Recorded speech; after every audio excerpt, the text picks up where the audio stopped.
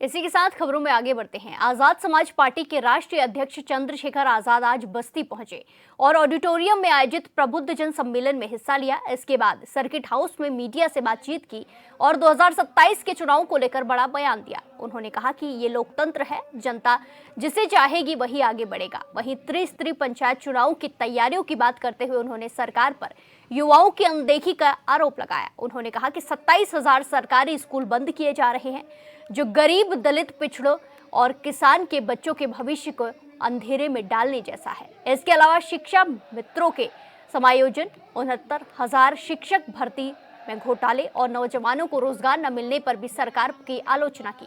साथ ही उन्होंने कहा कि कानून व्यवस्था पूरी तरीके से ध्वस्त हो चुकी है, सरकार सवालों से भाग रही है। उन्होंने साथ ही दावा किया है कि पंचायत चुनाव में आजाद समाज पार्टी सबसे बड़ी पार्टी बनकर उभरेगी।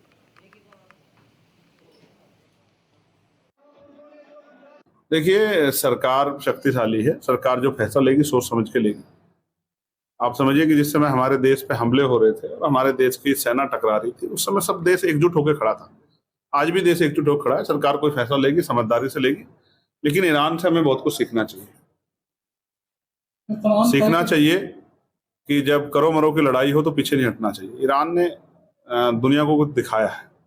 नहीं तो आप बताओ ना, सरकारी स्कूल में पढ़ता हो ना, आप तो मीडिया के लोग, आप तो सब कुछ जानते हो। गली गांव में जाके आप रिपोर्टिंग करते हो, चुनाव के समय आप पहुंचते हो, बताओ सरकारी स्कूल में कौन गरीबों के बच्चे पढ़ते हैं? सरकार का ये तर्क है कि इससे बेहतर शिक्षा मुहैया होगी। अब से पहले सरकार ने कितनी बेहतर, अच्छा चलो उसको छोड़ो, सरकारी अस्पतालों में क्या, मैंने आपको बताया, बस्ती का अखबार पढ़ के बताया मैंने आपको कि 5 साल में डिजिटल एक्सरे मशीन नहीं है।